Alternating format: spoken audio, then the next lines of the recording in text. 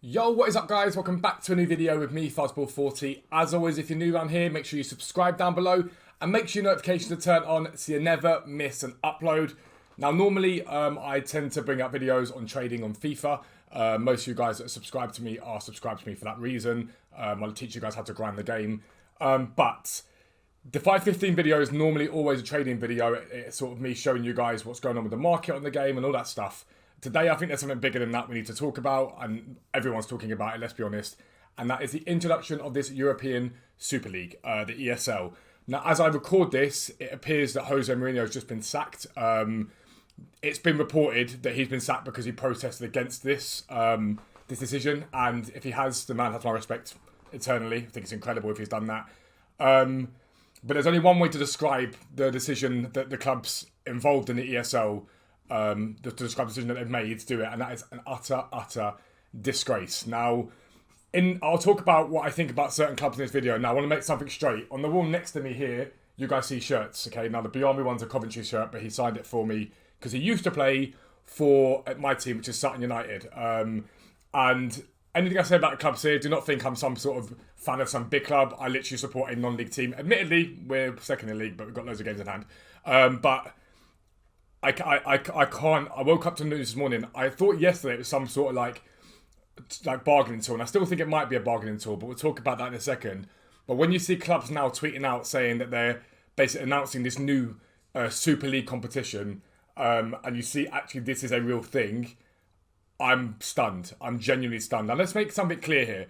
For a long time now, most of Europe's leading clubs have had a monopoly on the money in the game. So they've been taken over by rich guys, oil money, just people that have made tons of money basically throughout their careers, who then go and buy a football club and turn it into their plaything. Some clubs run it as a business, and I get it, but that's been the situation for a long time. Now, in certain leagues, specifically La Liga, the TV money is very much distributed in a massively uneven way. The teams at the bottom tend to get a lot less than teams at the top. Now, some argue that because the teams at the top are the biggest draw, they should get more money. In my opinion, it's nonsense. I think the money should be distributed evenly across the league. Whether it's Premier League, the money should be even, La Liga, because that encourages fair competition. Football is all about fair competition. And by doing what they've done now, this ESL, all they're doing is serving to protect their interests. And it's always been that way. Anytime there's a change, the teams at the top of Europe's table do whatever they can to ensure that their position is maintained. Now, you can argue that anyone would do that, and to a degree, you are right on that. You are right. Any club would want to sort of protect their interests. But the whole point of football existing and things like promotion, relegation, qualification is that you do it on merit. I'm a massive fan of the NFL. You can see behind me.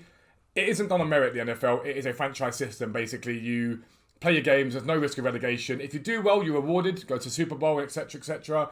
If you don't do well, you go again next season. Football's different for that. Those moments in football that matter, that mean something, generally tend to come from those moments where a team wins the league. I was there for Aguero. Any Watford fan will probably tell you the incredible moment of Deeney, Hog Deeney. That's what football's all about, because there's something on the line. There's always something on the line. And that's what makes football special. When you get towards the end of the season, and whether it's Premier League and you're battling for top four, or in our league, at Sutton's league, you're battling for playoffs or promotion, that's what makes football incredible, because it tends to be done on merit. Leicester City, for example, winning a title, done on merit. By doing what they've done, those owners, because I'm not blaming the players and the managers for this until we know more anyway, those owners have basically spat all over football and what it stands for. It's a sad day. It's a sad day for football that this is where we find ourselves. Some self-serving pieces of that think that they can come along and ruin what football's all about, all in the name of money. That's what this is all about, all in the name of money. But that's my thoughts about the competition in general. But now let's talk about the clubs that are in this European Super League, and the elite, as they call themselves, the leading clubs, as Spurs called themselves this morning. Spurs, I'm looking at it right now. Leading European football clubs announced new Super League competition. Since when were Tottenham Hotspur a leading club? Okay? Since when were Tottenham Hotspur a leading club? Now, again, I support a tiny little team, so I'm not sitting there acting like we're some sort of big team. But this is Spurs' set of honours, okay? Spurs set of honours. The last time that Spurs won the Division 1 or Premier League, it's known, was 1960-61. The last time they won it. That is now 60 years ago, okay? 60 years ago. The last time Spurs won the FA Cup, 1990. Okay? Since 1981, in fact. They won it in 1980. They won it 3 times since 1980. They have won the FA Cup. The last time they won the FA Cup was 30 years ago. The last time they won the League Cup was 13 years ago. They haven't won the Charity Shield since 1991. They've won the UEFA Cup, 1983. They've never won the Champions League. They've reached Champions League final a couple of seasons back against Liverpool. Since when were Spurs a part of Europe's elite? And the reason for this isn't that these teams are all part of Europe's elite. It's the ones that are more popular, the ones that have the money. This is what this is all about. It's not about Europe's elite. Because if you look at the Premier League table for the last few years, because not just Spurs, Arsenal, for example, the last time they won the Premier League, 2003, 2004. Last time they won the League Cup, 1992, 1993. Admittedly, they've won the FA Cup a fair few times, 2013, 14, 14, 15, 16, 17, 19, 20. I'll give them that. They've never, ever, ever won a European trophy. They've won the European Cup Winners' Cup and the Intercities Fair Cup, but they've never, ever, ever won the Champions League. Done. I don't think they've even won the Europa League, if I'm honest with you. Let's be blunt here. In what way are they part of Europe's elite? Premier League table. 2021, this season. Arsenal are sat in 9th. They've just drawn against a team in 18th with a last-minute goal. They're sat in 9th place in the table. Tottenham, sat in 7th. 2019-20. Tottenham finished 6th, below Leicester, as they are this season. Arsenal finished 8th. 8th. 2018-19. Tottenham 4th, Arsenal 5th. 4th and 5th. Elite, though. Elite. 2017-18. Arsenal finished 6th. Tottenham 3rd, admittedly. 2016-17, Tottenham 2nd, Arsenal 5th. 2015-16, Arsenal 2nd, Tottenham 3rd. Leicester winning the title. Bear in mind, Leicester won the title more recently than both of these clubs. And then 2014-15, Arsenal 3rd, Tottenham 5th. Now, I genuinely don't mean this to be a twat to anyone that is a Arsenal or Tottenham fan. I've got great respect for Arsenal. They're a team that a lot of my mates supported growing up. I love watching Bergkamp and Henry. But don't try and kid yourselves or pretend that Arsenal are any way, shape or form part of Europe's elite, because they simplistically are not. Neither are Tottenham. Tottenham were a nothing club until about a decade ago. They're a team that tended to finish sort of mid-table Premier League, sort of higher mid-table, and every now and then won a cup if they were lucky. Like they're not a big team, let's be honest. They got this new ground. But that ain't the fans and the players. They've got a good team, let's be honest. The problem with Tottenham, and it has been for a long time, is Daniel Levy. He's the problem. The board at Tottenham are the worst, one of the worst boards in the world. They literally sacked Pochettino just after they get them to a Champions League final. But for Tottenham to describe them as a leading cup, what really Tottenham are amongst all of this stuff here is basically, as I tweeted earlier on, they are the little brother being forced to go along to the party with the older brother because the mum said so. That's what Tottenham are in amongst all of this. But it's an utter joke. You can sit here and say to me that these are that. And it's not that. It's all about money. They're popular. They make money. And therefore, they're serving their interests in that way. That's it. Let's talk about these Serie A clubs. The Serie A. So this season, Inter top, looking like winning the title, and the Milan. So this season, they're doing well. Prior to that, Inter second, Juve first. Season before that, Juve first, Inter fourth, Milan fifth. Before that, Juve top, Inter fourth, Milan sixth. Napoli and Roma have a much better record recently. Season before that, Juve top, Milan sixth, Inter seventh. Season before that, Inter fourth, Milan seventh. 2014-15, Inter 8th, Milan 10th. Do not tell me these clubs are any more, again, part of Europe's elite. Look at AC Milan. The last time they won the Serie A, 10 years ago. The last time they won anything outside of that, realistically, Supercoppa Italiana, 2016. They last won the Champions League, 2006. They barely haven't qualified for I don't know how long. For how long they've qualified, be ridiculous. Europa League, where is that? They've even got one Europa League. I don't think they've won the Europa League. They haven't won the Europa League. Inter Milan. Last time they won the Serie A, 2009-10 was the last time they won that. Went for a good patch of winning them before that, but nothing. Runners up last season. Coppa Italia, 10 years ago. Runners up. Last time they runners up before that, 2007. The Supercoppa Italiana, 2010. Last time they won Champions League, 10 years ago. Runners up, like nowhere near. Runners up Europa League, 2019-20. Would I consider Inter Milan to be part of Europe's elite? Not all. But what do? They bring in a lot of money. And a lot of this stuff is prestige. A lot of it is prestige. But all this serves to do is to do what it's always done. It's to make it nigh on impossible for the teams that are below, the teams that are battling. Look at West Ham this season. What a season they've had. Leicester City, unbelievable. This is what football is all about. These teams battling against teams with budgets far bigger than theirs, far more money, far more like history. I don't mean that disrespectfully to Leicester City fans and West Ham, but in terms of honours, they've got more history. Far more history than these clubs have, and they're battling. When Leicester won the title, it was unreal because it was that fairy tale story that someone outside of that had won it. My club, Sutton United, a few seasons back, made the 5th round of the FA Cup and played Arsenal. It was an incredible moment for the club. And the reason for that is because that's what football is all about, the underdog story. Those teams that come through from nowhere and qualify for Europe or win a trophy from nothing. That's what it was all about. But genuinely, I have never been more disheartened, more angry, more peeved than I've ever been with football than this moment now. Never. Even 4-1 England-Germany, the World Cup semi-final against Croatia, I've never been more upset by something happening than this. And so how do we solve this? I've seen a lot of people talking about it this morning and saying, drop them points, forget that, throw them all out. Every single one of them, throw them out of their leagues. Goodbye. See you later on.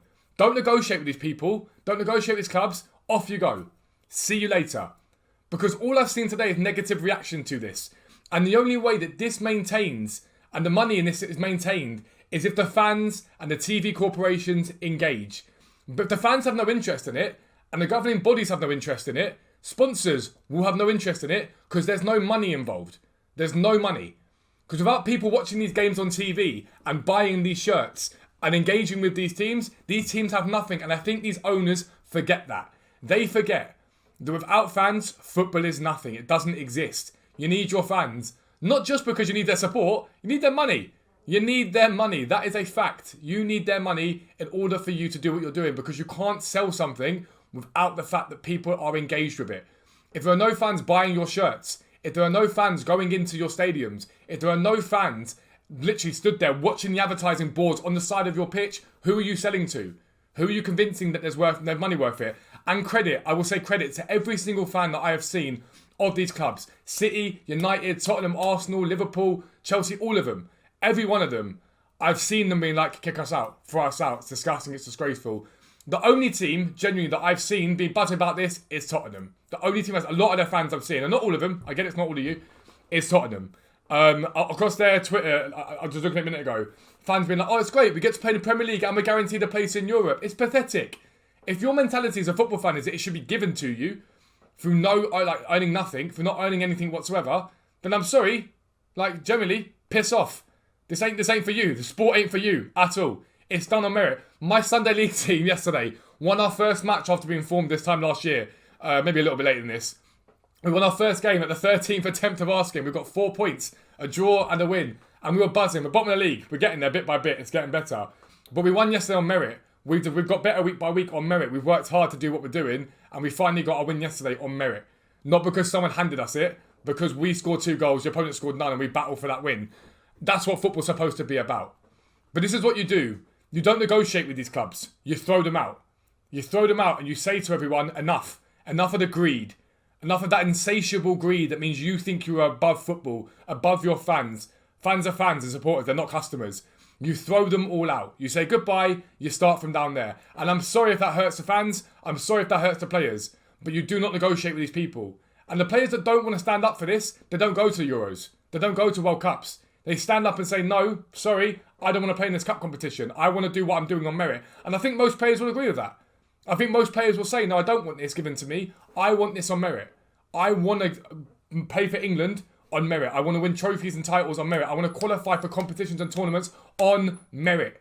Not because we've got more money than an X other club and we deserve to be there because we make money.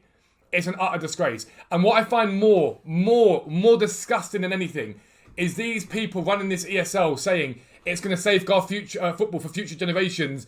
The money will be distributed more evenly. No, it will be distributed your way. Because let's be honest, none of you have cared about the lower league game. None of you have. Every now and then the Premier League comes along and gives money to the lower league game. It's not on them to do it. Clubs at the lower end should learn to run themselves properly. For example, my club, we're fan-owned and we're sustainable. We don't make a profit, we don't make a loss, we break even. We're sustainable. We've got an amazing vibe at our club, amazing players, amazing manager. But when it comes down to TV money being distributed and whatnot, they don't care about the lower leagues. Stop pretending like you've ever cared. You don't care. You never have done, you never will do. You're there to serve your own interests. And if you're going to do that, then be honest about it and say, we want more money. Don't hide behind, oh, it'd be great for everyone else. Of course it won't be great for everyone else. What do you tell a Leicester City fan or a West Ham fan that have had an unbelievable season this season? Yeah, sorry guys, you did really well, but unfortunately, you're not worthy of the Super League because we're six clubs that have got more fans and more money. But every football fan, every manager, every person that loves the beautiful game should be outraged today. It should be outraged. And I'm sorry if your team's been mentioned here, you don't like what I'm saying. This is not a reflection of you as fans. It's not a reflection of your players. It's a reflection of your owners and their insatiable greed and hunger for money and wealth. That's what it comes down to. But I think the only way this gets dealt with is by kicking these teams out and saying goodbye, see you later, go it alone. You don't no longer have the Premier League to rely upon. You no longer have the Champions League. And your players, if they don't want to leave you and they don't want to stand up, do not play for their national teams. That's the way this gets dealt with. It's as simple as that. Let me know what you think down below. Again, apologies if you don't like what I'm saying as a fan of one of those clubs, but I think most of you will agree with what I'm saying. But as always, if you're new around here, make sure you subscribe down below. Make sure you turn your notifications on so you never miss an upload. But for now, I am out. Peace out. I'll speak to you soon.